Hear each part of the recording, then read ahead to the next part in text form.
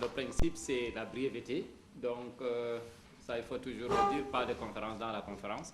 Mais avant cela, qu'on me permette, en tant que modérateur, puisqu'il s'agit quand même d'une conférence dédicace à propos d'un livre, de poser la première question à Franklin Nyamsi, là où je n'ai pas été satisfait, ou plutôt, je n'ai pas trouvé une réponse dans le livre, mais aussi comme c'est dans l'aspect, le problème de communication, souvent, qu'il y a entre les tenants de deux, disons, de deux, ceux qui, pour telle ou telle raison, croient sur l'anticolonialisme, c'est ce que vous appelez l'anticolonialisme dogmatique. Je parle des gens qui sont de bonne foi, qui de bonne foi pensent que Laurent Gbagbo, par exemple, est un leader, est un héros africain, qui pense que Kadhafi est un héros africain qui a été renversé parce que les grandes puissances, etc., etc. Même quand vous venez avec des faits concrets, même quand je cite par exemple l'article 26 de la loi sur le foncier rural de Côte d'Ivoire qui avait été voté, soutenu, ça c'est un fait historique, ça c'est un fait qu'on ne tourne pas, ça a été voté. C'est une loi, je n'invente pas. Et cette loi, pour rappel, voulait dire que si tu n'as pas la nationalité ivoirienne, tu as une parcelle rurale, tu n'as pas le droit de la transmettre à tes successeurs. Autrement dit, l'État arrache un bien, un droit acquis, si tu n'es pas ivoirien. Il est arrivé en 2004, par exemple, où un décret de 2 ministres du gouvernement ivoirien, FPI, qui voulait, j'ai cité, nationaliser tous les emplois, en violation même des traités de la CEDEAO. Il y a, dernier exemple, le cas des Africains qui étaient en Côte d'Ivoire, qui étaient mineurs, donc des gens qui avaient moins de 21 ans, c'est-à-dire des gens qui sont restés 50 ans, plus de 50 ans en Côte d'Ivoire de manière légale, et qui sont devant la nécessité d'avoir la nationalité, puisque maintenant tout est lié à la nationalité. Puisqu'on dit maintenant pour faire tel ou tel, il faut être ivoirien, et que toi tu es là depuis 50 ans, tu n'es pas ivoirien, il faut régler ton problème. Je me serais attendu à ce qu'un panafricaniste dise d'office que tout le monde, tous ceux qui sont, puisque ici en Belgique, après 7 ans, c'est le régime de déclaration. Mais c'est pas bien. Donc, même quand je cite ces faits, je suis confronté à un problème de communication. Les gens ne veulent même pas écouter, les gens ne veulent même pas regarder ça. Ils me parlaient de Sarkozy, de la France, etc. Qu'est-ce qui explique psychologiquement cet état de fait, ce blocage de communication? Ça, c'est une question. Merci. Et puis après, on prendra trois questions. Voilà, ou bien on peut prendre la deuxième question, monsieur, avec le Japon, s'il vous plaît. Vous pouvez brièvement vous présenter et puis poser la question. Votre livre, monsieur le professeur, et j'ai écouté avec beaucoup d'intérêt la passion que vous avez pour la Côte d'Ivoire et pour les raisons que vous avez évoquées tout à l'heure. Et j'ai une question à vous poser, puisque vous êtes dans ce rôle-là d'intellectuel. Pour vous, c'est quoi une nation, en fait? Et vous avez beaucoup parlé de panafricanisme, de nationalisme. Moi, je veux bien, mais je pense qu'à l'heure où les grands pays, enfin, les grands groupes régionaux, ici en Europe, on le voit, on essaie de quitter les frontières nationales pour faire des grands groupes plus forts. En Afrique, on le fait aussi avec la CEDEAO, l'UEMOA et ainsi de suite.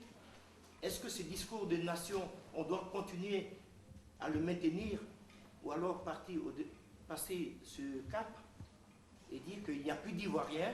Houphouët-Boigny, à l'époque, il avait essayé de le faire au temps de la Haute-Volta, essayer de faire un seul pays de ces deux pays-là.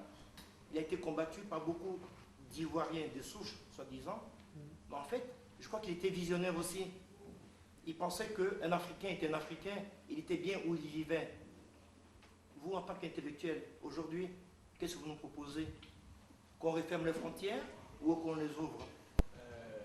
Ma préoccupation est en 3 volets, en fait. Juste en pensant à la brièveté, si vous voulez. Non, oui, je sais. Merci. Pour suivre, pour être sur le net, je suis régulièrement les interventions de M. Nyamsi. Voilà pourquoi j'ai essayé de formuler un certain nombre de questions pour les soumettre à sa sagacité afin qu'il puisse nous éclairer. Le premier volet, c'est au niveau de la monnaie et de la souveraineté. Parce que, généralement, puisque les sites internet sont devenus les lieux de prédilection de ces pseudo-panafricanistes, ils ne parlent que de ça, monnaie et souveraineté. Je ne suis pas économiste. Dans mon petit coin, je me suis dit ceci. On aurait eu notre monnaie à nous, le CFA aurait été notre monnaie à nous. Avec ce qui s'est passé en Côte d'Ivoire, quand serait-il devenu cette monnaie? Parce que je me suis rappelé tout simplement à travers une de mes lectures de ce qui s'est passé en Afrique, comment ça s'appelle là déjà, en Guinée équatoriale en 1978 avec le premier président, qui était rentré dans les sous-sols de la Banque centrale et qui avait détruit toutes les devises, tout simplement parce qu'on ne voulait plus de lui. Et je me rappelle qu'en son temps, le pays était devenu le pays le plus pauvre du monde à cause de ce fait. Donc, je repose ma question, quand serait-il devenu de la monnaie et de tous ces pays qui consomment le CFA si notre monnaie était à nous et vu ce qui a été fait à la Banque centrale? Première question. Deuxième question concernant les intellectuels africains. Moi, c'est mon constat. Je suis allé à l'école, j'ai un tout petit niveau, mais je désespère aujourd'hui des intellectuels africains. De ceux qui sont allés à l'école, comme j'aime à le dire. Parce que pour moi, les intellectuels, il y en a très peu. L'universitaire n'est pas intellectuel. Mon grand-père au village, dès lors qu'il éclaire les lanternes des gens, il est un intellectuel. L'universitaire, dès lors qu'il est là pour comment dirais-je, envoyer les gens à volo, il n'est plus un intellectuel. Il n'est qu'un universitaire. Alors, moi, à mon constat, quand je vois des gens comme les Houphouët-Boigny, les Amadou Ahidjo, les Maurice Yamerogo, les pères des indépendances, qui n'ont même pas, pour la plupart d'entre eux, atteint le niveau du baccalauréat, quand je constate que ceux-là ont pris conscience de leurs faiblesses et se sont dit, ces blancs, on ne peut pas lutter contre eux. Accompagnons-les, faisons en sorte de nous développer sur le plan santé, éducation, sécurité et tout. Peut-être qu'on aura notre mot à dire un jour. Mais pour l'instant, il faut privilégier nos populations. Et qu'aujourd'hui, qu'est-ce qu'on constate? L'Afrique a plein d'universitaires, l'Afrique s'appauvrit. Parce que tous ces universitaires ont un tout petit plan dans la tête, comment accéder au pouvoir. Finalement, je me pose la question, faut-il fatalement désespérer de l'Afrique et de ses intellectuels, puisqu'ils nous créent aujourd'hui plus de problèmes qu'ils devaient, comment dirais-je, en résoudre? Ça, c'était le deuxième volet de ma question. Faut-il fatalement désespérer des intellectuels africains? Et en troisième maintenant, c'est par rapport aux Camerounais, comme M. Franklin l'a dit. Je suis toujours avec dans les joutes oratoires sur Internet, donc c'est quelque chose qui est plus facile à résoudre. Mais finalement, je me suis dit, est-ce que quelque part ces intellectuels camerounais, aujourd'hui dans la radio, Internet, la télévision, on a tout. Ce serait de mauvaise foi que de dire qu'ils ne savent pas ce qui se passe en Côte d'Ivoire. Est-ce que quelque part, n'est-ce pas leur incapacité à critiquer le régime de chez eux qui les amène à provoquer les Ivoiriens afin de susciter une réplique afin que les Ivoiriens parlent à leur place? Voilà la question que je pose. Ok. Ça, j'ai jamais entendu, mais aussi penser à l'OTAN. Ah, vraiment, c'est un plaisir. Et c'est ça, le bonheur des dédicaces, c'est ce que nous sommes en train de vivre. C'est ce moment-là où chacun d'entre nous est transformé par la parole de l'autre. Je commencerai par répondre à la question de Roufaou sur la communication avec les anticolonialistes de bonne foi et les anticolonialistes de mauvaise foi. En général, quelqu'un qui est de mauvaise foi en matière politique, on lui donne rendez-vous dans la lutte. Je pense que nous devons être économes de notre temps. Certains d'entre nous sont des pères de famille, nous avons des occupations professionnelles. Quand il devient très clair qu'on discute avec quelqu'un qui ne veut rien entendre, et pourtant on a fait l'effort de l'entendre, il faut être économe de son temps et remettre l'affaire sur le terrain de la lutte politique. Donc pour moi, la mauvaise foi, il faut la laisser à la lutte politique. La lutte politique se charge bien souvent de corriger beaucoup de caractères retors. Maintenant, les personnes de bonne foi, il y a quand même un problème qui est en train d'être résolu, par exemple, entre la France et l'Algérie. La France et l'Algérie ont d'un commun accord décidé de mettre des mots, M-O-T-S, sur leurs mots, M-A-U-X. Ce n'est pas encore tout à fait le cas entre la France et ses ex-colonies d'Afrique noire. Il y a le problème des anciens combattants qui est transversal, qui n'a toujours pas été résolu. Donc il y a du ressentiment anti-français en Afrique. Et vous savez que le ressentiment, le fait d'avoir envie de se venger, paralyse les énergies de l'intelligence. Quand vous avez quelqu'un que vous détestez trop, il vous bouffe complètement votre système mental. Entre les Africains et la France, quel que soit le pays que vous prenez en compte, il y a des ressentiments qui sont en réserve. Je donne un deuxième exemple, ce qui se passe dans les ambassades de France en Afrique. Ça aussi, c'est transversal. Ça se passe comme ça en Côte d'Ivoire, ça se passe comme ça au Sénégal, ça se passe comme ça au Cameroun. Des tas de gens qui peuvent être des voyageurs tout à fait nobles, tout à fait dignes, sont refoulés en raison du mépris issu de la relation coloniale envers les Africains. Ça aussi, ça fabrique du ressentiment. Donc quand vous grattez bien dans le psychisme d'un Africain, vous trouvez toujours une rancune quelque part qu'il a envers la France. Enfin, il y a des pays spécifiques qui ont une histoire particulière avec la France. C'est l'Algérie, j'en ai parlé pour l'Afrique du Nord, et en Afrique francophone, c'est le Cameroun.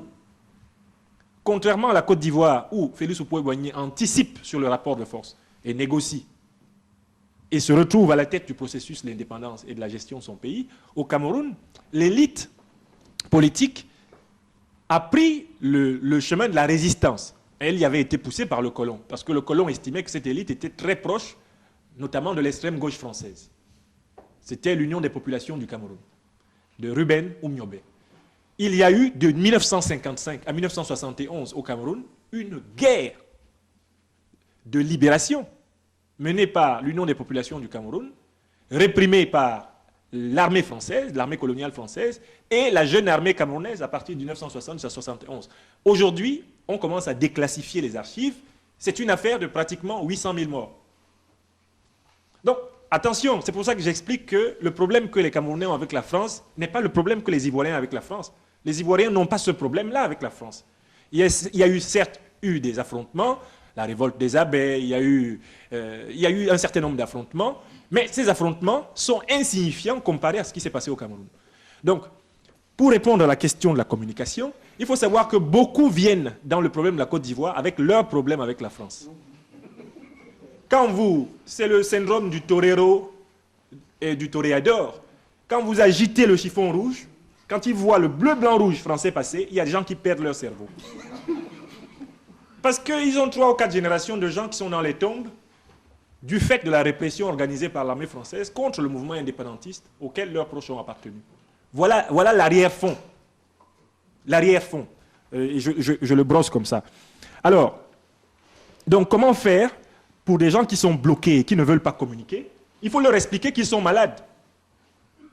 Moi, je pense qu'il faut leur expliquer qu'ils sont malades. Ils souffrent de ressentiment. Le ressentiment est une maladie. C'est une pathologie. Si vous détestez beaucoup quelqu'un, allez à l'hôpital. Il y a des psychiatres, il y a des gens pour vous aider, des psychologues pour vous aider à surmonter le ressentiment. C'est une maladie. Elle est classée comme telle. C'est une névrose obsessionnelle. C'est une névrose obsessionnelle dans la classification psychiatrique. S'il y a quelqu'un en permanence à qui vous pensez en voulant lui faire du mal, eh bien vous souffrez. Parce que vous ne pouvez plus vous occuper sérieusement d'autre chose.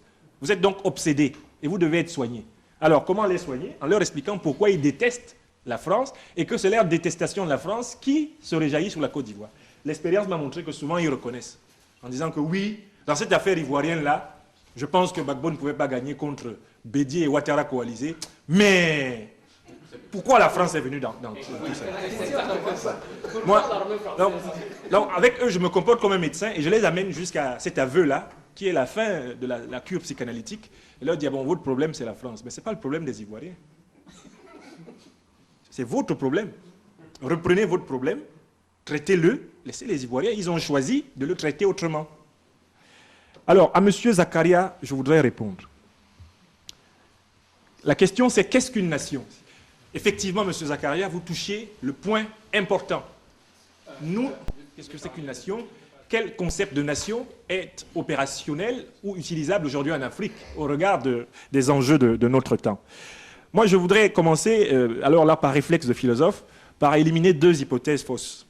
Je pense que nous ne pourrons pas faire l'Afrique continentale, l'Afrique économiquement, politiquement et culturellement intégrée, que certains d'entre nous espèrent, si nous tombons dans un premier piège, c'est de nier les différences. Il ne faut pas nier les différences, ça ne marche pas.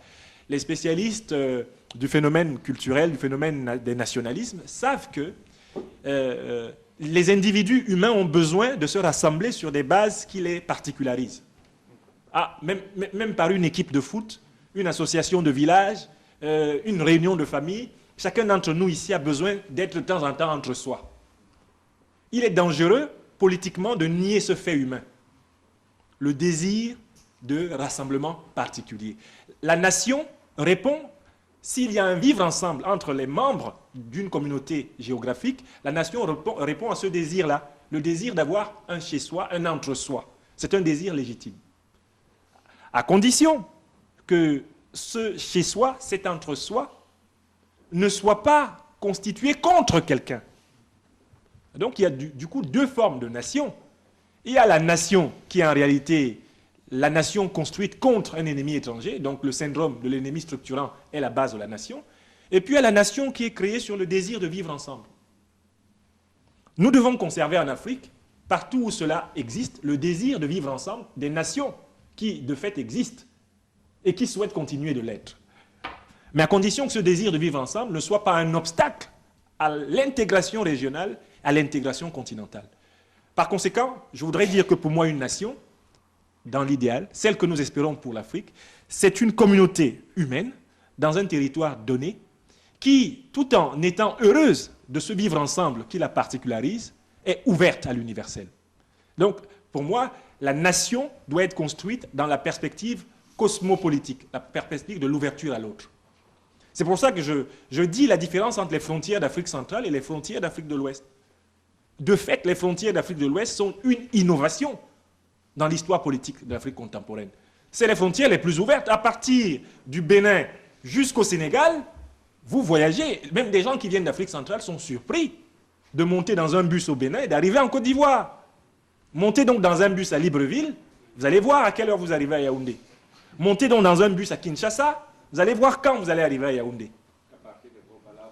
Bon, donc, oui, la nation, en tant que communauté de sang, doit être dépassée. Elle est surannée. La nation, en tant que communauté politique, liée par un vivre ensemble, est ouverte à l'universel, prête à dialoguer, à négocier avec le monde. Voilà notre destin. Voilà pourquoi je voudrais dire qu'il ne faut pas absolutiser les différences. Il ne faut pas non plus absolutiser, c'est-à-dire s'enfermer dans sa différence. Il faut que la différence soit l'enjeu de la rencontre avec l'autre. Donc, je voudrais répondre maintenant à M. Kamagaté Amadou, qui vraiment, par son intervention, m'a fait un plaisir fou, parce que là, dans sa dernière question, il a procédé à une psychanalyse et à une contre-psychanalyse des Camerounais, des intellectuels d'Afrique centrale dont nous avons parlé. Mais je voudrais quand même lui dire que il faut peut-être être attentif également aux intellectuels issus de cette Afrique centrale qui n'ont pas entonné ce refrain. Peut-être qu'ils ne contrôlent pas les médias, parce que, comme vous le savez, l'ancien pouvoir ivoirien s'était organisé pour avoir des porte-voix partout.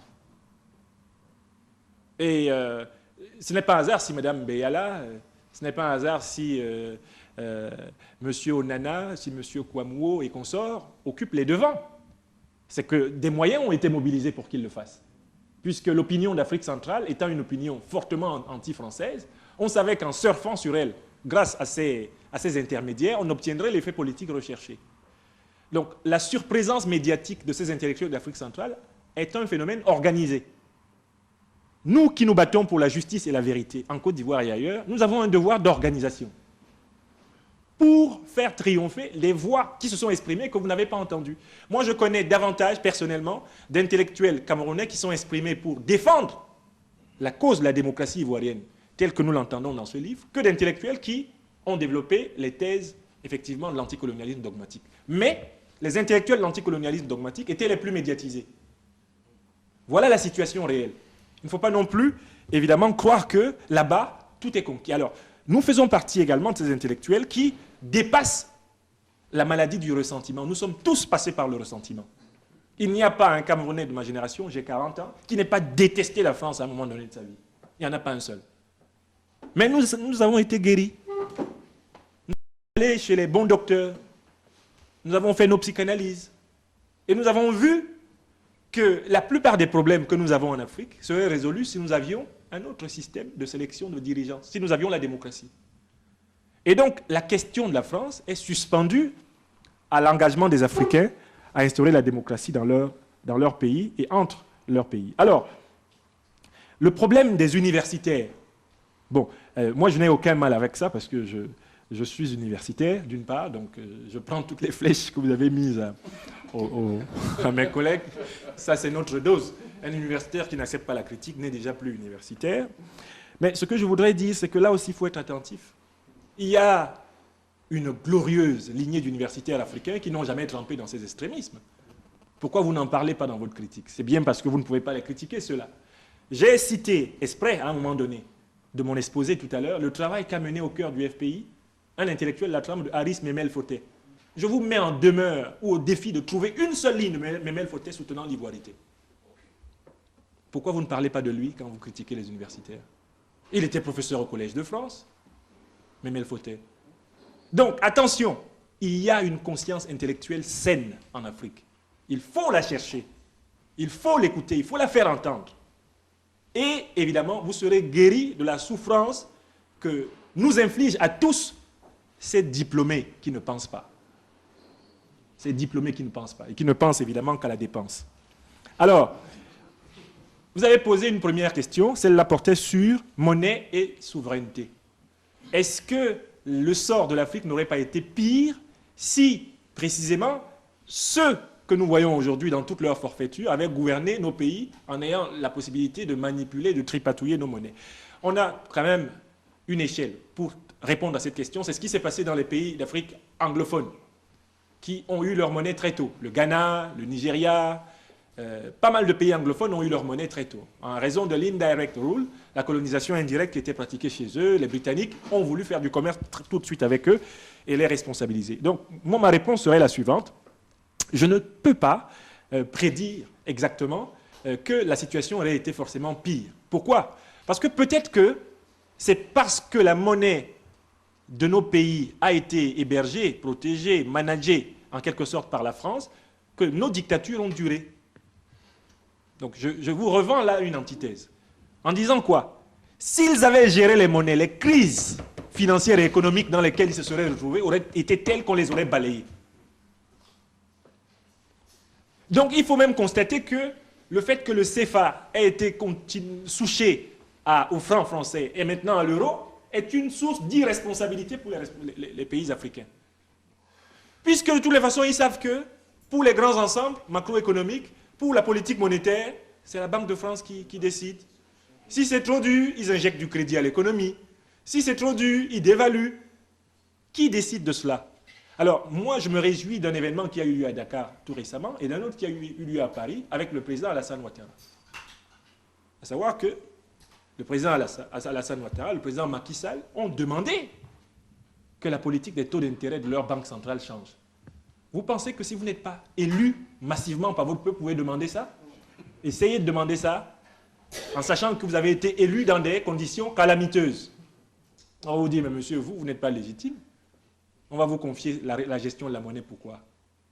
Vous n'avez pas été élu, c'est nous qui vous avons reconnu, monsieur. En 2000, vous avez été élu, soi-disant, contre le général Gueye, vous ne représentez pas le peuple ivoirien. On ne va pas vous confier la monnaie ivoirienne. On peut confier la monnaie ivoirienne au président Alassane Ouattara parce que les Ivoiriens l'ont élu. Et parce qu'ils savent qu'il sait ce qu'on fait d'une monnaie. On peut confier une frange supérieure, la monnaie d'Afrique de l'Ouest, au président Macky Sall parce que les Sénégalais l'ont élu. Et parce qu'on sait qu'il sait ce qu'on fait d'une monnaie.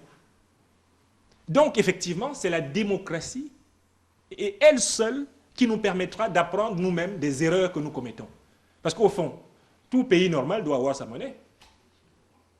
Là-dessus, il ne faut pas chipoter. Mais, dans les conditions actuelles, il faut constater que nous ayons eu le CFA ou que nous ne l'ayons pas eu, avec les dirigeants que nous avons eus, nous aurions été dans des problèmes.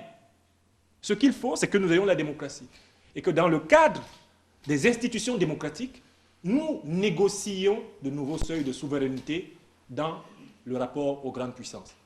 Quand tu as ton peuple derrière toi, les modifications que tu demandes ne sont pas faites pour toi. Elles sont faites pour tous ces gens-là qui veulent que leurs conditions de vie s'améliorent. Et même l'Occident, qui a des intérêts légitimes, tout à fait en Afrique, a intérêt désormais à aider des dirigeants élus à maintenir la confiance de leur peuple envers le système financier international. Donc, je pense que la voie choisie par les présidents Ouattara, Macky Sall est une voie juste. La démocratie, tout faire pour qu'elle s'enracine chez eux, et à partir de là, dit, mais écoutez, baissez-nous les taux d'intérêt là. Baissez les taux d'intérêt. On ne vole pas l'argent, on fait des routes, on fait des universités. Demain, nous allons faire une compagnie aérienne qui va marcher. C'est pour ça qu'on vous demande l'argent. Voilà ma réponse à ces questions. Voilà.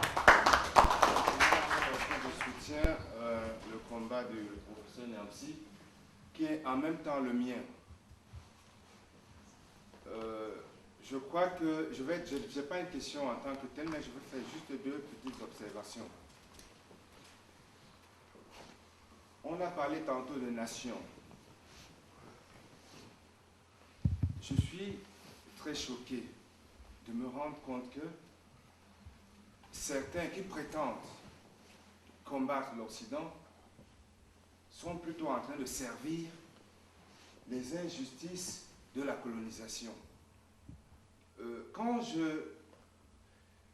quelqu'un dit « moi je suis anticolonialiste », il oublie que le partage, les frontières coloniales n'ont pas tenu compte des réalités ethniques et identitaires de l'Afrique. Parce qu'une frontière qui passe et qui divise le même peuple, après on dit, ben moi je suis plus ivoirien que toi. Et alors après le même te dit, ben nous sommes tous, je me bats pour l'Afrique, mais on ne comprend plus rien. Donc je dis, je suis aussi pour dénoncer cet anticolonialisme dogmatique. Et c'est pour ça que je suis pour l'anticolonialisme. Il parle de critique, mais moi je parle de l'anticolonialisme lucide. Parce que nous tous, personne n'est colonialiste ici. Personne n'est pour la colonisation. Il n'y a pas de débat. Parce que personne n'est colonialiste. Mais je dis, il faut qu'on soit vigilant. Et donc, nos propres ennemis, les pires ennemis de l'Afrique, moi je vous assure, ce sont les Africains eux-mêmes. Parce que si moi je veux m'accrocher au pouvoir, ben, je vais trouver tous les prétextes pour mobiliser certains de mes frères. Vous voyez, c'est l'Occident qui m'en veut. Certains ont essayé de convaincre les Ivoiriens que ce n'est pas les Ivoiriens qui ont voté, mais que ce sont les Français qui ont voté à leur place. Vous vous rendez compte? Donc je dis, c'est un combat à tous, de nous tous. On doit pouvoir se mobiliser pour établir la vérité, pour déconstruire cet anticolonialisme, le dévoiler. Alors la deuxième chose, et je veux rebondir sur ce que disait notre frère par rapport à ces intellectuels. Je vous assure, je ne sais pas comment il faut les appeler. Il y a un universitaire, il est réputé être un intellectuel, mais qu'est-ce qu'il nous dit aujourd'hui? Par rapport à la Côte d'Ivoire, il nous disait qu'il ne faut pas intervenir en Côte d'Ivoire. Il avait posé la question, depuis quand est-ce que l'intervention développe un pays? Vous comprenez, est-ce que les militaires sont formés pour aller développer un pays? Mais quand on intervient dans un pays, quand il y a des massacres, c'est justement pour arrêter ces massacres, c'est pas pour développer le pays. Et le même intellectuel, qu'est-ce qu'il nous dit? Ben, au Mali, il ne faut rien faire. Il ne faut pas intervenir. Le monsieur est dans son salon ou dans son appartement, il dit, ben n'intervenez pas. Parce que l'occupation du Mali, c'est un plan, c'est un complot de l'Occident qui vise à recoloniser l'Afrique. C'est-à-dire que l'Occident s'est entendu avec les islamistes pour pouvoir... Je vous dis, c'est un intellectuel, s'il vous plaît, qui dit ça.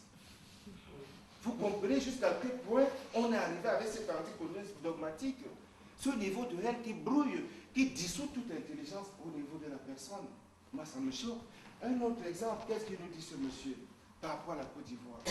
Il nous a dit, au lieu de dire la vérité des choses, monsieur Babou, tu dois respecter la parole populaire. Tu dois partir. L'Afrique n'a pas besoin d'une crise supplémentaire. On a beaucoup souffert. Non, monsieur, il propose, mais il faut partir sur la Côte d'Ivoire. Il faut... C'est-à-dire que s'il y a des crises dans les pays africains, puisqu'il y a presque toujours des contestations, eh bien, chaque candidat sera au moins assuré de s'en sortir à la tête d'un micro-État ou je ne sais pas de quoi. Mais à cette année, on aura combien d'États en Afrique? C'est un intellectuel qui parle, s'il vous plaît. Et donc, je dis, je suis tellement révolté par rapport à ça.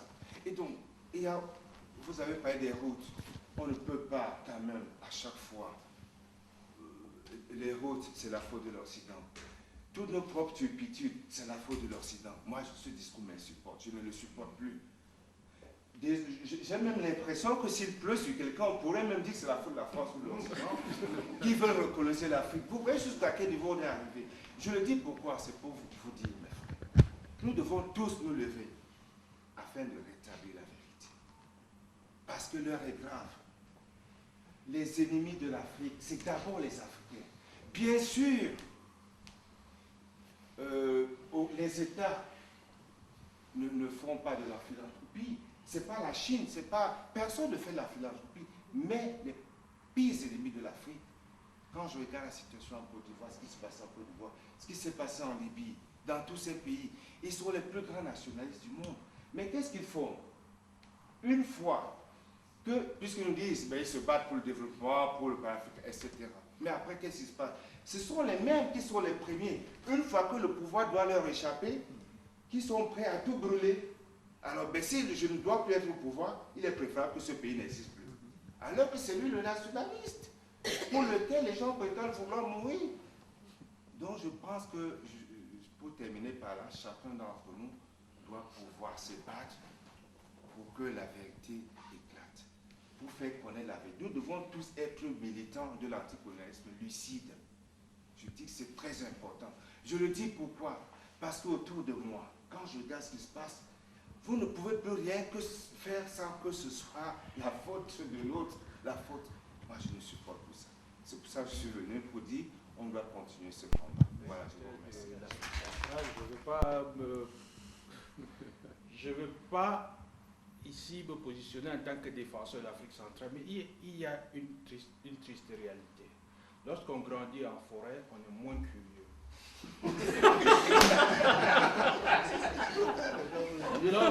Lorsqu'on ne fait pas des efforts, quand vous vous promenez à Yaoundé, vous vous promenez à Brazzaville, entre deux bétons sur le trottoir, il y a un manguier qui pousse, on ne fait pas d'efforts. Donc, je crois que sociologiquement parlant, l'avance ou bien une certaine ouverture que l'Afrique de l'Ouest a par rapport à l'Afrique centrale est liée aussi à ces conditions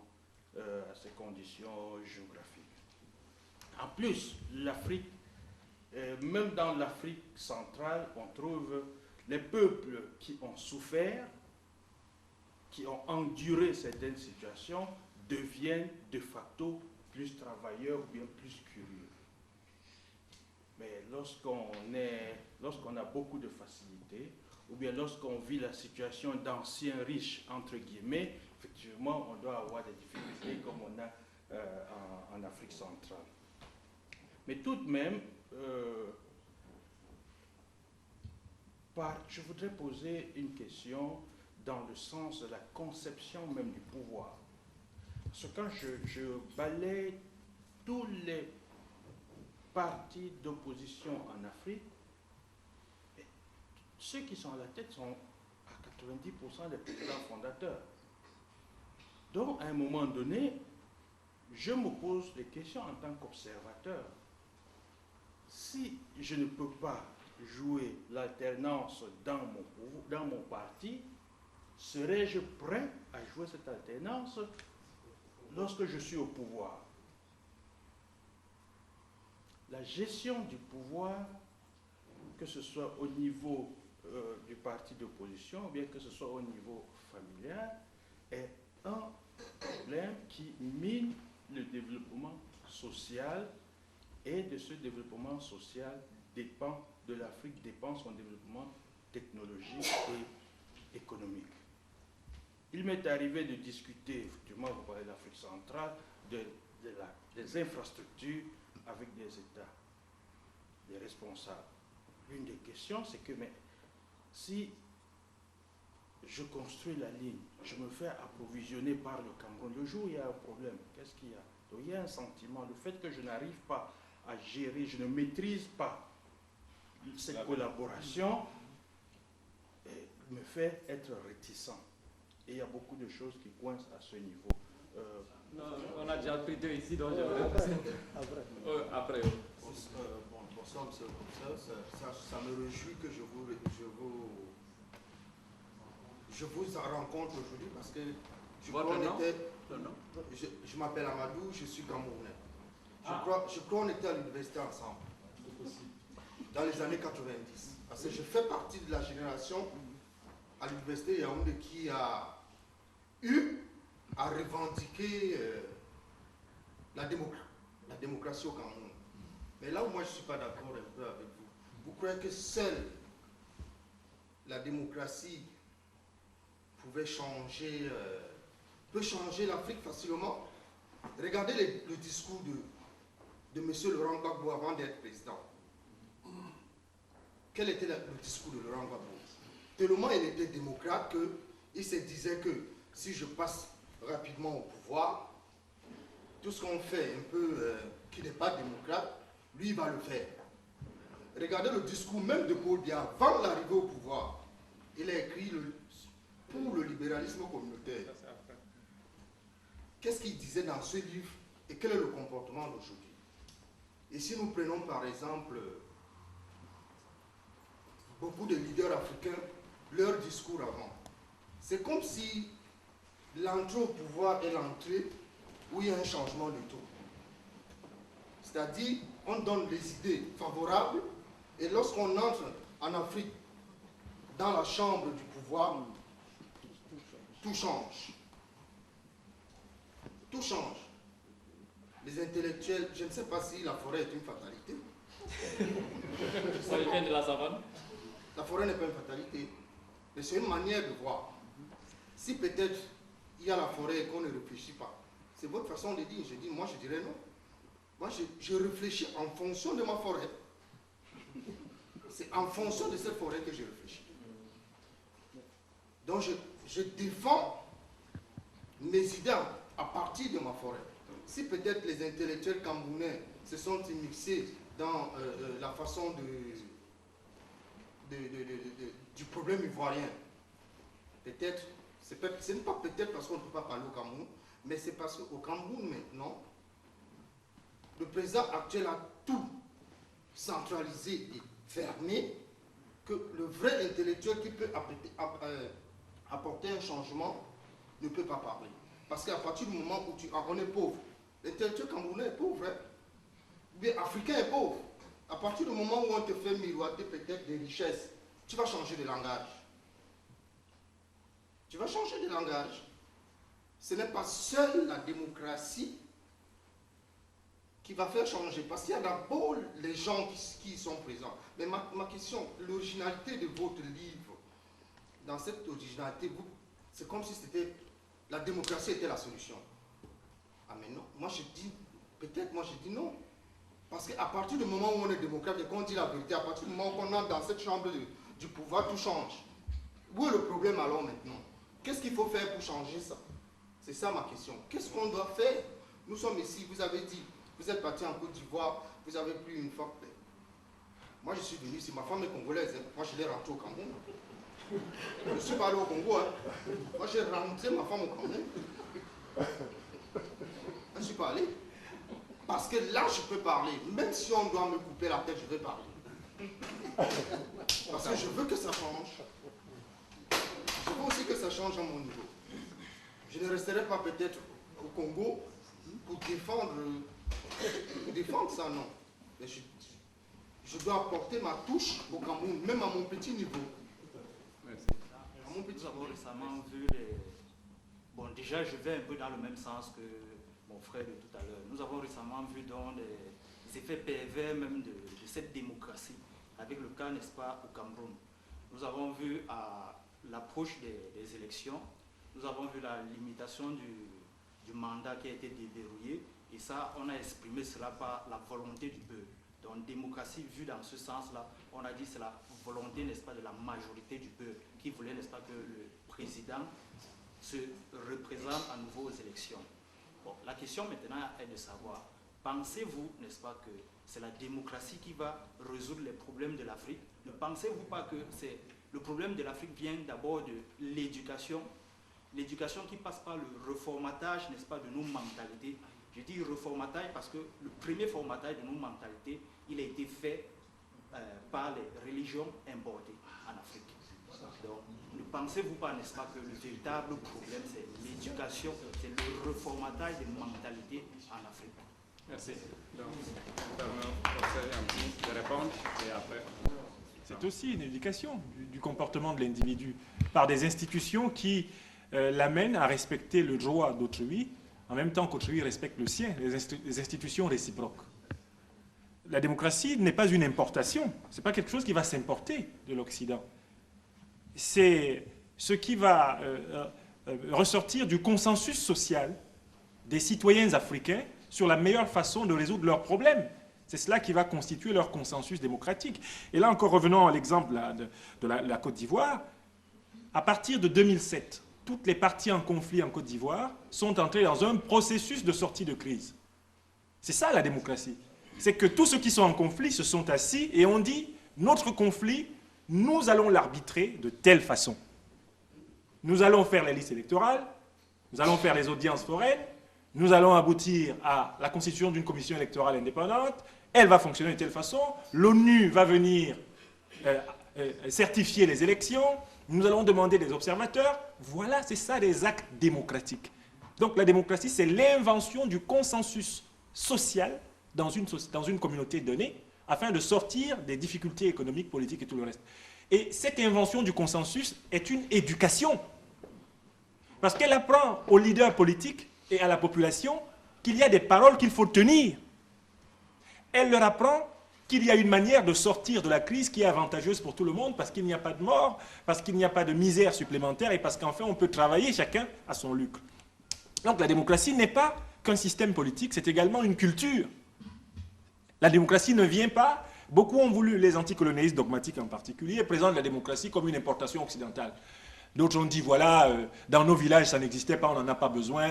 Et certains ont dit, en Égypte antique, on s'en foutait complètement, ce n'était pas comme ça, on va retourner en Égypte antique et ça va aller mieux. Ce n'est pas vrai.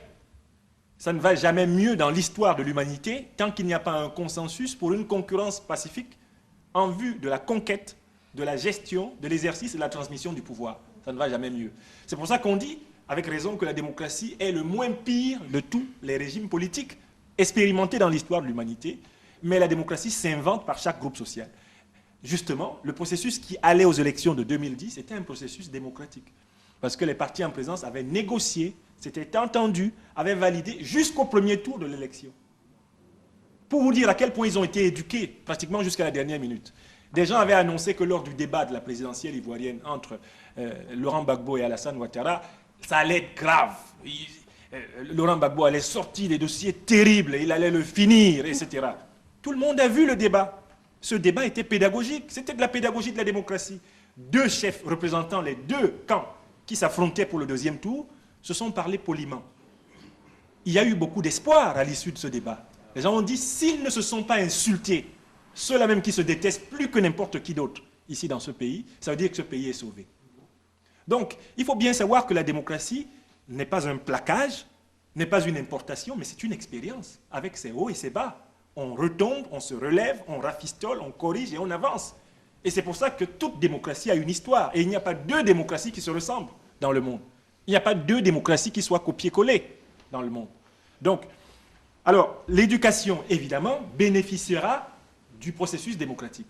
Les expériences auxquelles vous faites allusion, c'est-à-dire amener les Africains à analyser ce à quoi ils ont adhéré sans y avoir réfléchi, c'est possible si vous avez des institutions politiques, démocratiques, qui favorisent le travail critique. Vous ne pouvez pas séparer le moment de la question centrale du pouvoir du moment de l'éducation. Mais comment allez-vous éduquer les Camerounais, les Africains, les Ivoiriens, à mieux penser leur rapport à leur tradition, à des religions d'importation, si vous avez une dictature qui vous empêche d'accéder à chacun d'entre eux? Donc il faut mener tous ces combats-là de manière concomitante. Le combat pour l'éducation nouvelle, le combat pour la transformation institutionnelle du pays sont des combats qui se touchent, d'autant plus que l'une participe également à l'autre. Réponse à Amadou. La démocratie, une fois de plus, est-ce que le problème de la pauvreté ne met pas fin au problème de la démocratie? Alors on est là dans une sorte de cercle vicieux. C'est l'affaire entre la poule et l'œuf. Quand les gens sont pauvres, ils ne peuvent pas être démocrates. Par conséquent, les gens ne peuvent pas être démocrates tant qu'ils ne sont pas riches. Bon, mais justement, quand ils deviennent riches, c'est plus nécessaire, puisqu'ils sont riches. Ils ont déjà eu tout ce qu'il fallait. La démocratie sort par ici, elle échappe par là. Donc, moi, je pense que la démocratie n'est pas une panacée. Dans notre livre, nous ne proposons pas la démocratie comme une sorte de clé. Il suffit de l'apprendre. Je me souviens d'un candidat à l'élection 95 qui avait une clé et qui disait qu'il était la clé. Mais la démocratie n'est pas une clé. La démocratie suppose un processus. Je reprends la réponse que je donnais à la première question. C'est un processus qui engage tous les aspects de l'humanité concernée. L'aspect économique, l'aspect social, l'aspect culturel, l'aspect proprement institutionnel, tout cela doit être implémenté dans le processus démocratique. de telle façon que quand nous disons que changer l'Afrique, ça passera par la démocratie, ce que nous voulons dire, c'est que tant qu'il n'y aura pas eu un consensus de l'essentiel des forces sociales africaines sur les règles de la concurrence pacifique en vue de l'accès, de l'exercice et de la transmission du pouvoir, eh bien, tous les autres problèmes seront à la traîne. Et ce consensus-là, personne ne peut l'imposer. L'impérialisme ne peut pas imposer la démocratie à l'Afrique. Personne ne peut imposer la démocratie à ceux qui ne veulent pas être démocrates. Et c'est pour ça qu'il faudrait que les forces saines, comme ça que je les appelle, des sociétés africaines, c'est-à-dire celles qui sont d'accord pour jouer le jeu de la démocratie. Parce que le jeu de la démocratie suppose quoi? L'acceptation d'être dirigé pendant un temps donné par quelqu'un qu'on n'aime pas. C'est ça que ça veut dire. Ceux qui connaissent l'histoire politique de la Côte d'Ivoire, dont nous parlons beaucoup dans ce livre, savent très bien que dans les années 90, l'amitié entre le PDC et le RDR était un rêve. Mais ne sont-ce pas ces deux partis, tous issus de la même mamelle, celle de l'oufouettisme, qui ont donné une véritable leçon de maturité politique à leur propre peuple en disant, voilà, on arrête, on repose tout ça sur la table, on s'organise, parce que la maison commune risque de brûler. L'acte démocratique est toujours un sacrifice, on avale du sang, comme on dit chez nous, pour faire la démocratie. C'est-à-dire qu'on accepte d'être privé de quelque chose qu'on espérait pour soi, mais pendant un temps limité et dans des modalités objectives. C'est-à-dire avec la possibilité de revenir au pouvoir. Et voilà la condition à laquelle, effectivement, cette alliance a été construite en 2005. La question de M. Tchouaté, la question de la conception du pouvoir. Alors, ça tombe bien, vraiment, la conception du pouvoir, parce que tous nos pays africains sont en crise, les familles sont en crise, le droit matrimonial est en crise. Je ne parle pas que la Côte d'Ivoire, au Cameroun, ça chauffe. Le président Alassane Ouattara, à mon avis, est en train, avec sa majorité politique en Côte d'Ivoire, de nous donner des leçons de modernité. Il faut aller lire le projet qui a été déposé à l'Assemblée nationale de Côte d'Ivoire l'autre jour, c'est extraordinaire. C'est un projet qui ne dit pas qu'il n'y a plus de chef de famille, mais que la direction de la famille est désormais exercée par les deux adultes. Mais le père et la mère, le mari et la femme. Je peux vous dire que c'est une idée qui défraie la chronique dans tous les camps politiques africains. Mais c'est cela, la démocratie. La démocratie, ce sont des avancées qui sont douloureuses pour certains, mais qui sont justes pour d'autres. Les femmes africaines... C'est pas exclu. C'est pas exclu. C'est pas exclu, mais elle est ivoirienne. Hein? Ah, elle est française, mais épouse d'Ivoirienne, elle est ivoirienne. Bon, mais au Cameroun, le débat, c'est le débat sur l'homosexualité. L'homosexualité. Être homosexuel au Cameroun, c'est un crime. C'est un péché éternel. Aujourd'hui, pour faire lyncher quelqu'un dans la rue, on le traite de pédé. Et les gens se jettent sur lui pour le dépêcher. Bon, alors, donc la différence sexuelle, la différence de genre va être l'un des enjeux du processus démocratique en Afrique. Voilà des sujets sur lesquels on va voir qui est démocrate et qui ne l'est pas. En démocratie, on n'impose pas à des adultes consentants de ne pas avoir de rapport sexuel. On ne peut pas interdire cela dans une démocratie. Et il faudra que, en broyant les dents, en avalant du sang, en pestant, nous avancions quand même sur ce point. La Côte d'Ivoire, dans son attitude envers la différence sexuelle, est plus avancée encore que le Cameroun. Moi, dans mes années d'études en Côte d'Ivoire, j'ai connu dans les quartiers de Cocody des gens qui étaient homosexuels, transsexuels, qui vivaient dans le quartier. Je me suis même trompé un jour de bisous. Ça m'avait laissé froid au dos. J'ai fait bisous et après on m'a dit, mais c'est un homme. Ah bon, d'accord. Alors, donc, nous avons ce problème-là et il faut prendre conscience que la démocratie va faire souffrir chacun d'entre nous en Afrique. Nous allons abandonner chacun quelque chose de sa prétention à diriger toute la cité selon ses normes à lui. La démocratie suppose que je sacrifie une part de ce qui m'est cher pour que le vivre ensemble soit possible. Par exemple, si je suis un homophobe en démocratie, je vais éviter de l'être, je vais le garder pour moi. Je vais juste interdire à des homosexuels d'entrer dans ma maison. J'ai le droit. Si mon fils épouse un garçon, je peux lui dire que je ne veux plus le voir. J'ai aussi le droit. Mais en démocratie, je n'ai pas le droit de les empêcher de vivre leur amour. Ça aussi, il va falloir qu'on apprenne ça en Afrique. Et c'est la Côte d'Ivoire qui est en train de nous l'apprendre. C'est dur, mais c'est la réalité. Les femmes sont les égales des hommes. C'est dur, hein, mais c'est la réalité. Est-ce que ça ne va pas friser à l'anarchie? Ah, l'anarchie, bravo. Mais c'est ça le débat. Est-ce qu'une femme, parce qu'une femme exerce sa responsabilité comme vous, c'est de l'anarchie? Est-ce qu'une femme n'est pas un être humain de valeur égale à vous? C'est une question éminente de la démocratie africaine contemporaine. Et l'un de mes prochains livres va porter là-dessus. Ce sera pour dire, bravo, vous avez foutu le pied là où il faut. Les dominés d'Afrique vont être émancipés par la démocratie. Voilà encore la preuve que la démocratie bouge toutes les lignes. Parce qu'en démocratie, il y a des femmes qui sont ministres, il y a des femmes qui sont députées. Pourquoi elles ne sont pas les égales de leurs époux dans leur foyer? Pourquoi elles seraient inférieures à leurs époux? Pourquoi ma fille serait l'inférieure de son mari?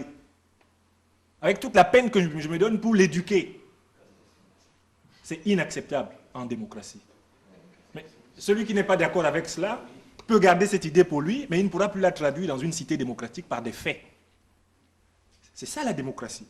Donc oui, la conception du pouvoir que nous avons chez nous est une conception patriarcale, phallocratique, villagiste, claniste, séphoniste. Et c'est cette conception qui bloque tous nos partis politiques, c'est cette conception qui bloque nos foyers, même nos propres foyers, sont bloqués par notre conception du pouvoir. Nous n'accordons pas, nous ne déléguons pas le pouvoir. Je me souviens d'une émission en 1995, on demande dans la rue à des hommes, monsieur, est-ce que votre femme connaît votre salaire? La réponse du monsieur, c'est quoi? Quoi? Tu veux qu'elle me tue?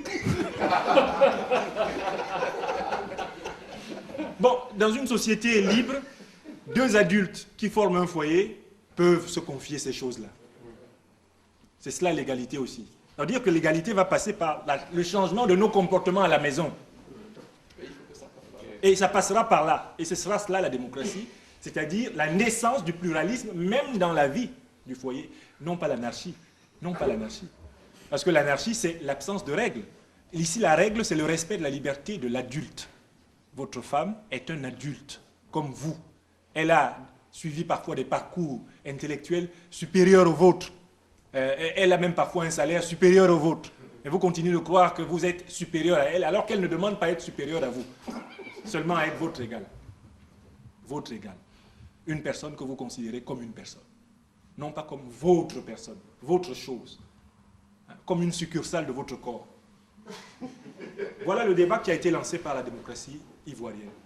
N'est-ce pas la preuve que quelque chose a changé en Côte d'Ivoire? Si ce pays est capable de déposer dans son Assemblée nationale un texte aussi révolutionnaire qui énerve tout le monde, même les partisans du pouvoir. C'est ça la démocratie. Je suis Gilbert Lecou, le délégué général du PDCI-RDA pour le Benelux. Je suis très heureux d'entendre encore le professeur que j'ai eu l'occasion de suivre à d'autres endroits, à d'autres moments. Professeur, je crois que quand on vous entend, bon, c'est tout un plaisir. Cependant, permettez que, pour revenir rapidement sur ce que vous venez de dire, je sais qu'il y a beaucoup de blocages dans l'exercice démocratique dans nos pays. Vous venez même d'indiquer, est-ce que cela n'est-il pas dû au fait que nos structures traditionnelles et sociétales n'ont pas encore suffisamment évolué pour pouvoir jouer pleinement le jeu démocratique. Oui. J'allais même demander, puisque là vous m'avez abordé, vous m'avez dévancé, j'allais même demander quel type de démocratie faut-il pour l'Afrique, parce que l'exercice est très difficile. Très difficile. On a vu les effets pervers. Je prends le cas de la Côte d'Ivoire, on a vécu des moments difficiles. Il y a eu même pas mal de fractures qu'on a du mal à surmonter. Mais je sais qu'on va y arriver certainement. Mais ce sont des faits que nous ne pouvons pas ne pas considérer. Très important. Alors, ce n'est pas une question proprement parlée, ce sont des préoccupations, des craintes par moment. Comment faire pour amener nos frères, nos sœurs, l'Afrique d'une manière générale, à comprendre que la démocratie a des règles et a des principes. C'est tout. Et quand ces principes sont établis, cela demande un minimum d'attitude, c'est-à-dire qu'il faut pouvoir le respecter pour que nous le vivre ensemble puisse avoir lieu correctement. Vous avez parlé du processus en Côte d'Ivoire. Comment on est arrivé jusqu'aux élections. Tout s'est bien passé jusqu'à la dernière minute, où tout a explosé. Comment expliquer cela? Alors qu'on s'est assis, on a discuté, on a signé des papiers, on était d'accord. On a vu le débat politique entre les deux leaders, les deux candidats, on a dit ouf, c'est super, il n'y a rien à craindre. Le résultat, quel que soit le résultat qui sera, bon ben, le vainqueur reconnaîtra le vaincu, et puis ainsi de suite. Tout le monde attendait ça. Ça aurait été un bel exemple démocratique pour toute l'Afrique. Mais les conséquences, vous avez vu, on en pleure aujourd'hui, mais on espère que ce sont voilà, ce sont des leçons qui vont nous amener à grandir. Ça, j'en suis convaincu. Hein, il faut tomber et se redresser. Il faut tomber et se redresser. Et je crois que la Côte d'Ivoire est bien partie. Hein, nous devons, chacun de nous, comprendre que de toute façon, nous sommes appelés à vivre ensemble. Nous sommes appelés à se regarder face à face. Et parce que nous avons un bien commun, c'est la Côte d'Ivoire. Voilà. Donc, c'est un peu ma préoccupation. Je tenais encore une fois à vous dire merci. Merci. Je vais un peu... Je m'appelle Olivier. Hein, et donc, Rufa Ouma, vous me connaissez suffisamment puisque nous avons eu l'occasion de débattre à plusieurs reprises de questions liées à l'actualité politique africaine de façon générale. Alors, je vais tout de suite briser un consensus. Je ne suis pas ivoirien, je suis béninois. À l'époque, on disait dahoméen, et je le réclame. Je suis un peu comme chez moi ici, parce que l'ambassadeur ici également est originaire du Bénin, Jean-Vincent Zissou. Donc, il est le petit-neveu de l'ancien président Émile Darwin Zissou. Et donc, son frère, c'est, tous ceux qui le savent, c'est Simplice Demessé Zissou. Alors, ça, c'est pour la parenthèse ouverte et tout. Vous avez tout à l'heure asséné un certain nombre de vérités que je voudrais tout de suite balayer d'un revers de la main parce que rien n'est plus faux que de dire l'impérialisme ne peut pas imposer la démocratie en Afrique.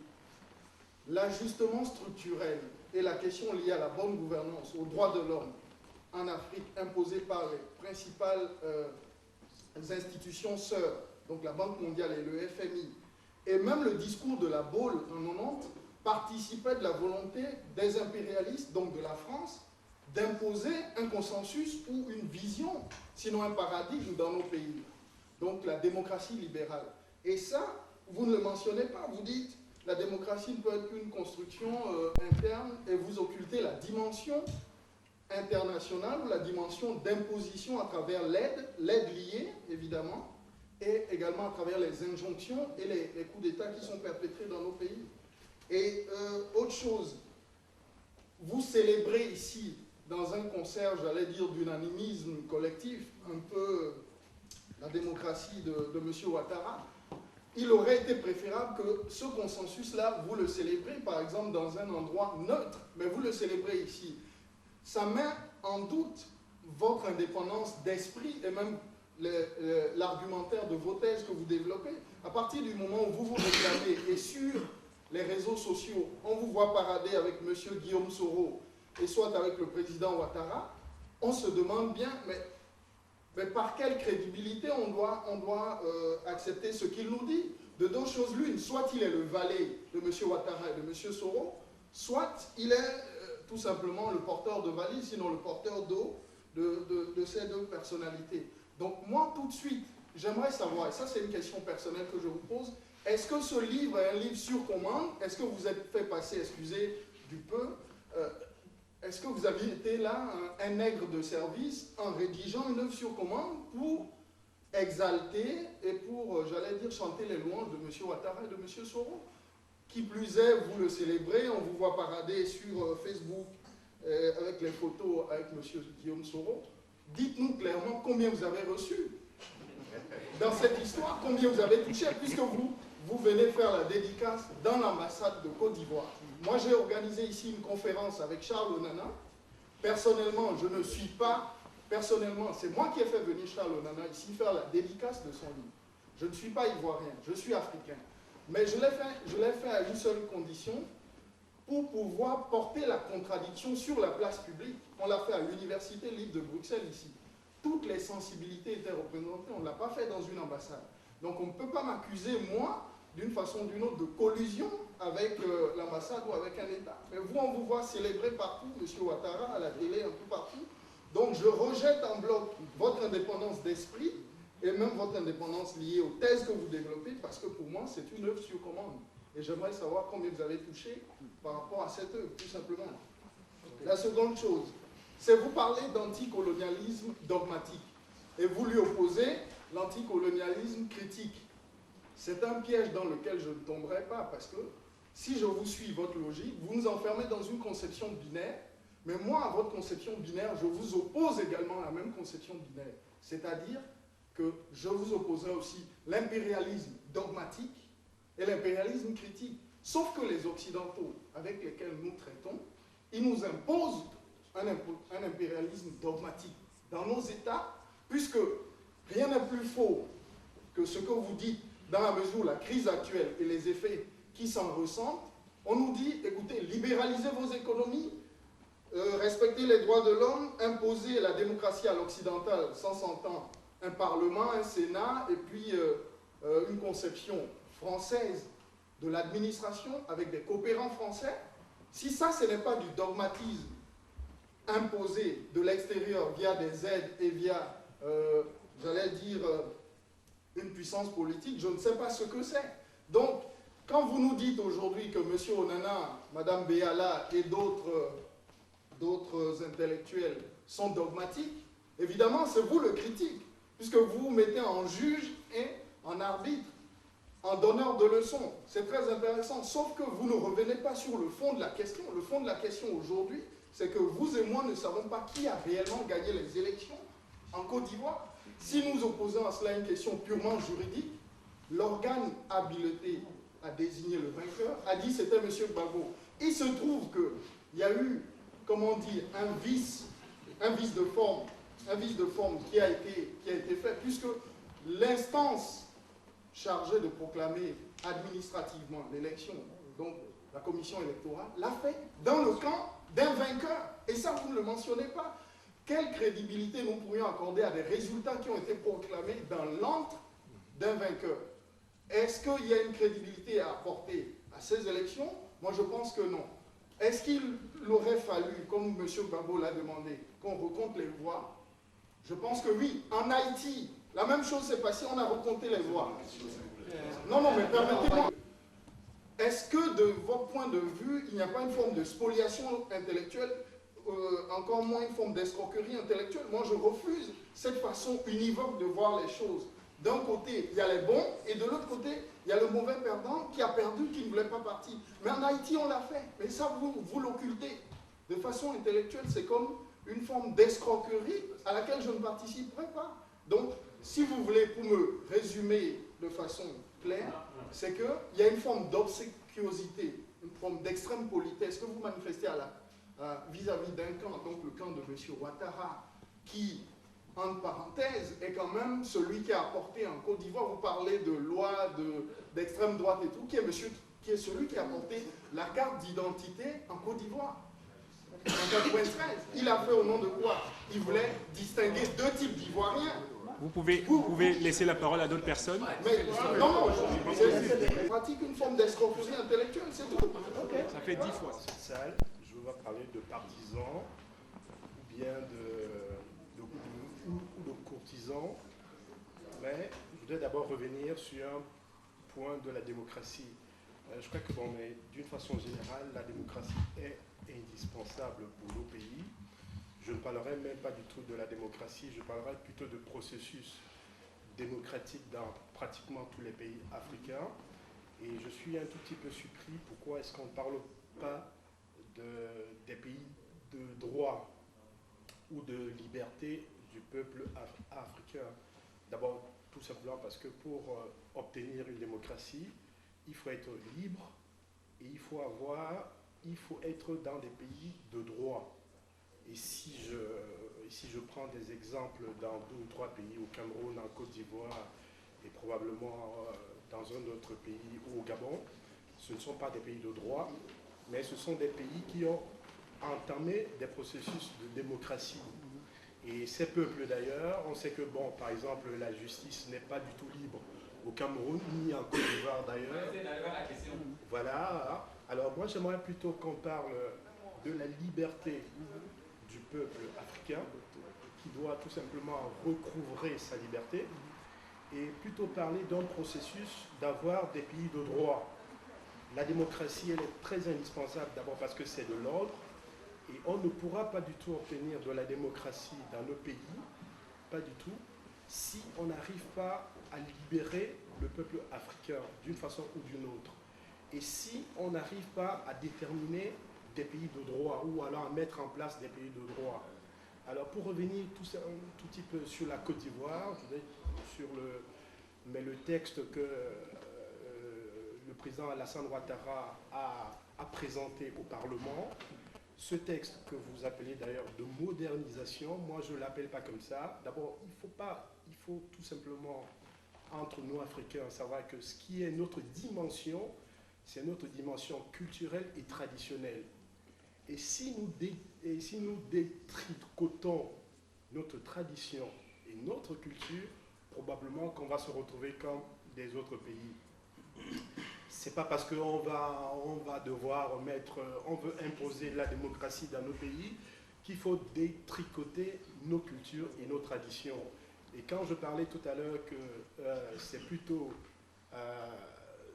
Madame Ouattara qui est française et justement un lobby français qui aurait influencé le Parlement ivoirien actuel pour modifier la Constitution et modifier plusieurs lois. Et ça m'interpelle sur la suite des autres pays qui sont sous influence de la colonisation. Voilà, ça c'est fini. Vous parlez du caractère indispensable de la démocratie dans les pays de droit. Mais les pays de droit ne descendent pas du ciel comme des tablettes transcendantales de Moïse. Les pays de droit émergent de processus de lutte citoyenne, historique, de long terme. Les démocraties occidentales, par exemple, sont l'aboutissement de 200 années, voire 300 années de lutte politique, parfois très féroce. La Révolution française n'était pas une partie de plaisir. Les pays de droit ne sont pas en quelque sorte des réalités absolues, présentes, données une fois pour toutes, ce sont des réalités conquises. Par conséquent, la démocratie, j'insiste à nouveau, c'est un processus. Ce n'est pas un État. Parce que dès lors d'ailleurs que la démocratie se fige, c'est-à-dire dès lors que de nouveaux droits ne sont pas accordés à ceux qui n'en avaient pas, la démocratie commence précisément à s'auto-détruire. Une démocratie, c'est un espace d'émergence de nouveaux droits pour ceux qui ne les avaient pas. Vous parlez de la liberté du peuple africain. Mais le peuple africain, c'est quoi? C'est une fiction, ça, le peuple africain. Ça n'existe pas, le peuple africain. Bien que l'Afrique a été colonisée et balkanisée, il n'y a pas dans l'histoire de l'Afrique une seule période où a existé une entité qu'on appelle le peuple africain. Cette entité-là sera le résultat d'une construction politique, d'une lutte historique, d'une lutte citoyenne, d'une invention institutionnelle qui a commencé évidemment autour de l'Organisation de l'Unité africaine, qui se poursuit dans l'Union africaine, qui devra se poursuivre dans d'autres initiatives, amener à aller plus loin que celle-là. Mais le peuple africain, c'est une fiction. C'est une fiction de mythologues, et notamment de la place de Paris, qui ont transformé les thèses de Cheikh Anta Diop en tout le contraire de ce qu'elle voulait dire. Ils ont une Afrique mythique, ils viennent tous d'Égypte. Là-bas, ils étaient tout brillants, ils étaient gentils, tout se passait très bien, et ils veulent y retourner. Et rien ne réussira en Afrique si on ne rentre pas dans leur Afrique mythique. Mais tous les Africains de l'Antiquité n'ont pas été des Égyptiens. Tous les peuples africains de l'Antiquité n'ont pas existé dans des entités politiques qui puissent faire qu'on les appelle le peuple africain. Le peuple africain est une entité de l'avenir. Ce n'est pas une entité du passé. Nous devons inventer le peuple africain. Et ce peuple-là sera multicolore, vous le voyez très bien, avec l'Afrique du Sud, avec l'Afrique du Nord qui est blanche.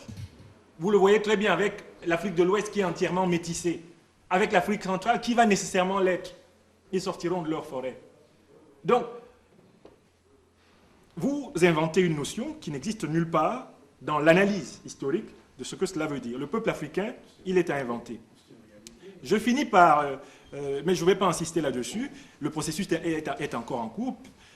Je n'ai pas la certitude que le texte qui a été soumis par la ministre Goudou récemment à l'Assemblée nationale de Côte d'Ivoire soit l'émanation de la première dame de Côte d'Ivoire. Moi, c'est une information dont je ne peux pas attester, je ne l'ai pas. Mais peu importe du reste. J'insiste pour dire que la première dame de Côte d'Ivoire est juridiquement ivoirienne. Le contester est d'ailleurs un acte de violation de droit. Parce que le droit ivoirien lui accorde le statut d'ivoirienne en tant qu'épouse d'Ivoirien. Son mari, le chef de l'État, est ivoirien. Le droit ivoirien dit que la femme étrangère qui épouse un Ivoirien devient de fait ivoirienne. Le droit ivoirien dit que l'homme étranger qui épouse une Ivoirienne devient ivoirien au terme de 4 années de consommation effective du mariage. C'est ça la loi. Si vous dites que la première dame de Côte d'Ivoire n'est pas ivoirienne, vous portez là atteinte à ses droits civiques. Et comme nous sommes en démocratie, vous pourriez mériter logiquement une poursuite en bonne et due forme. Alors, je voudrais répondre maintenant à monsieur... Non, écoutez, je vous ai répondu, je passe à la suite. Respectez les choses. Respectez les choses.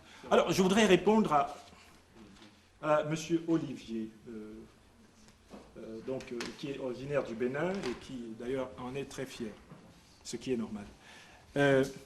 La première chose que vous dites, c'est que j'ai dit que l'impérialisme ne peut pas imposer la démocratie.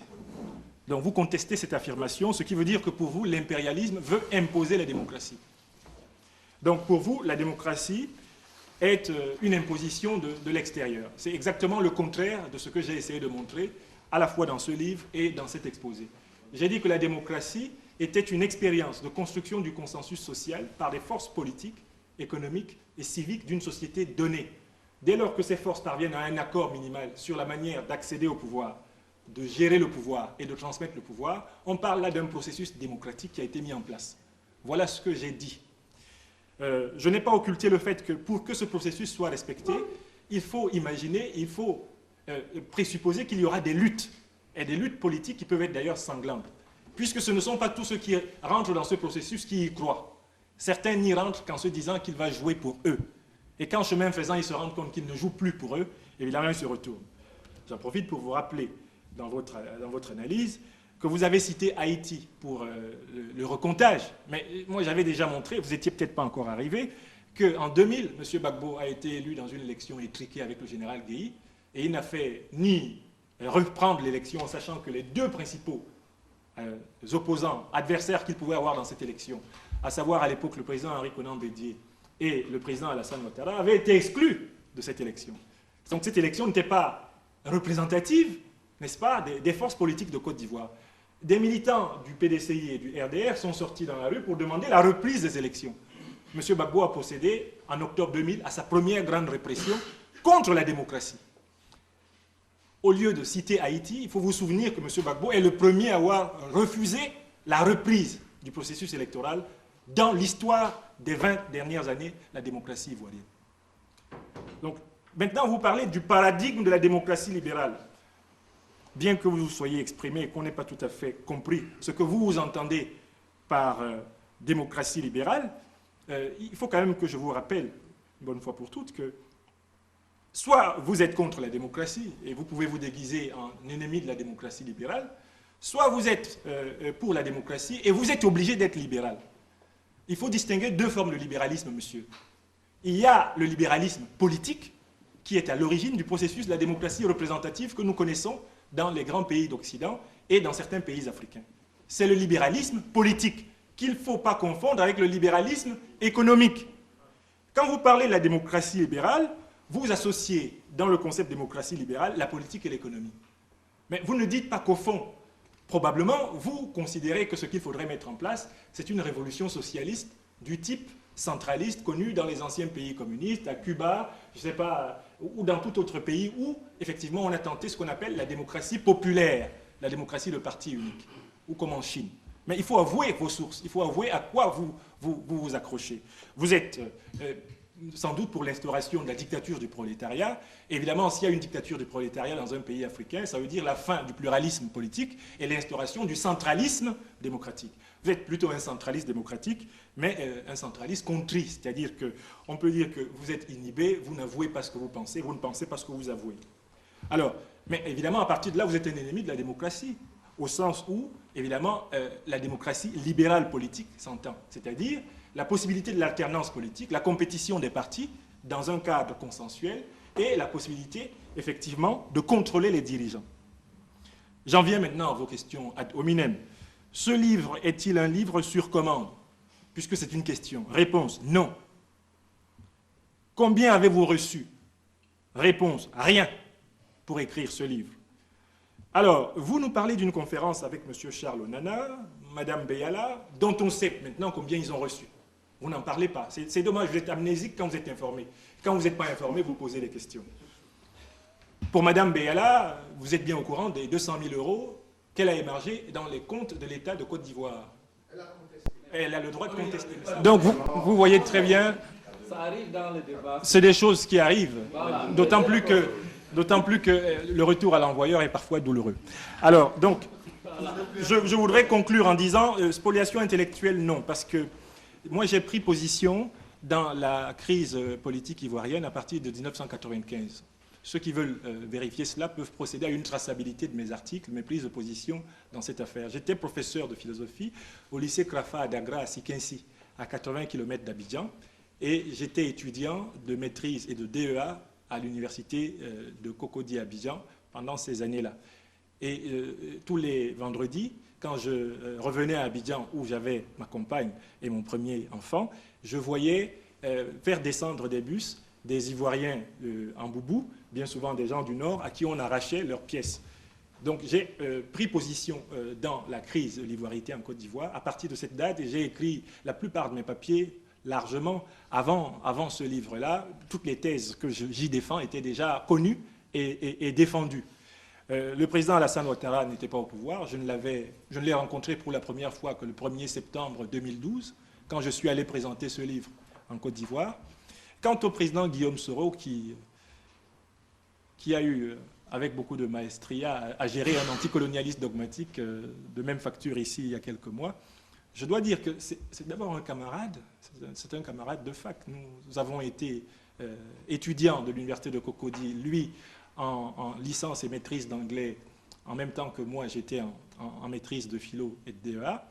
Nous avons tissé depuis lors des liens de solidarité syndicale. Il faut savoir que quand le Cameroun nous avait chassés, quand le pouvoir despotique de Paul Biya nous avait chassés, ceux qui nous ont, donc en 93, ceux qui nous ont accueillis à Abidjan, c'est Guillaume Soro, c'est Koné Souleymane, c'est toute la direction du syndicat de la Fédération des étudiants et scolaires de Côte d'Ivoire d'alors, qui nous a manifesté son humanité. Et comme nous sommes des gens qui n'avons pas la mémoire courte, il n'est pas question que nous les abandonnions dans un combat que nous estimons légitime. La trajectoire politique du président de l'Assemblée nationale de Côte d'Ivoire est un parcours propre à lui et qu'il assume et donc pour lequel il s'est justifié. Je ne me présente pas ici comme son défenseur, il n'en a pas spécialement besoin. C'est quelqu'un qui se défend très bien et qui a, à partir de 2005, dans son livre de Hachette, dit pourquoi il était devenu rebelle.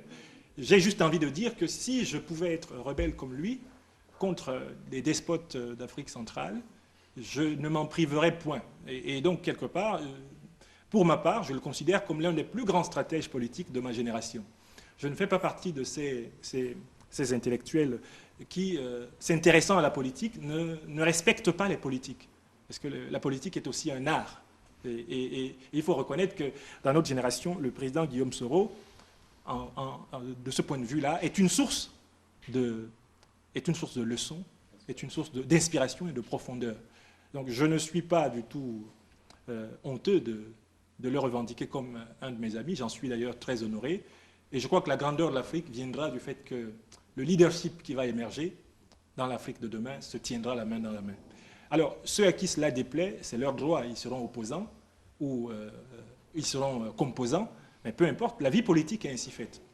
Sachez que j'apprécie la liberté de ton avec laquelle vous m'avez parlé. Mais j'apprécierais infiniment plus que vous soyez discipliné dans votre analyse et que je n'y décèle pas autant de contradictions en si peu de temps.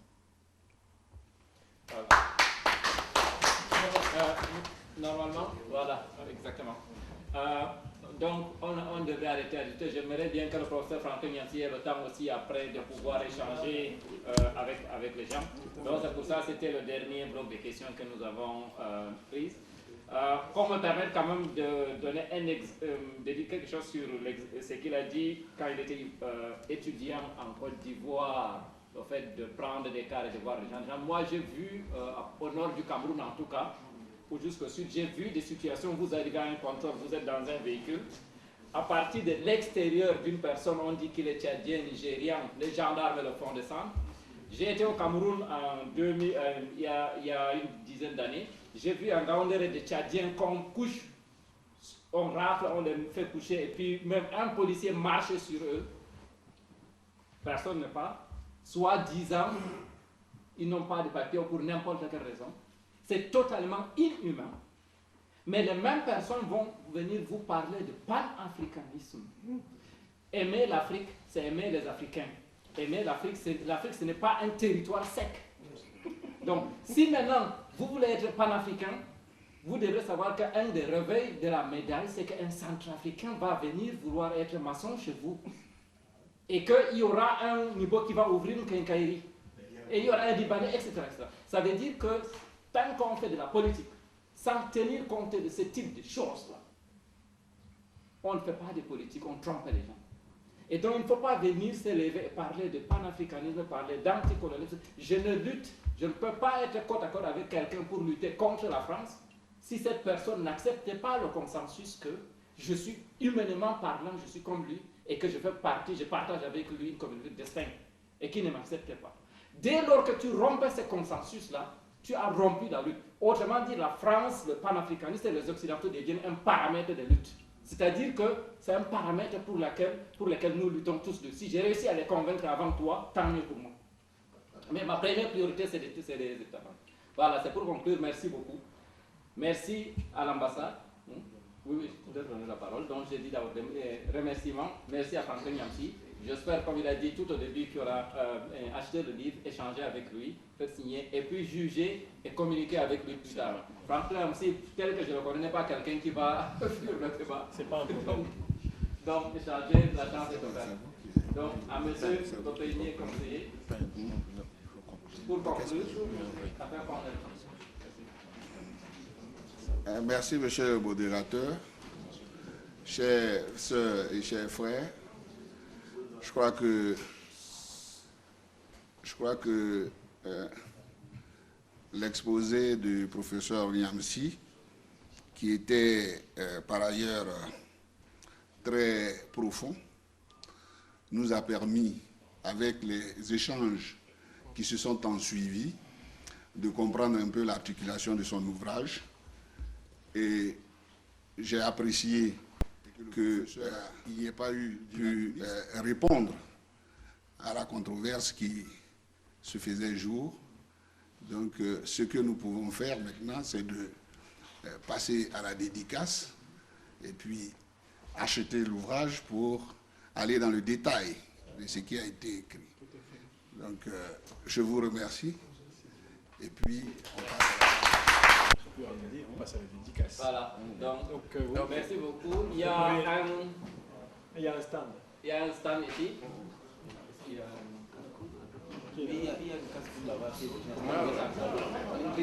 a un drink. Les gens peuvent acheter. Il y a un drink. Voilà.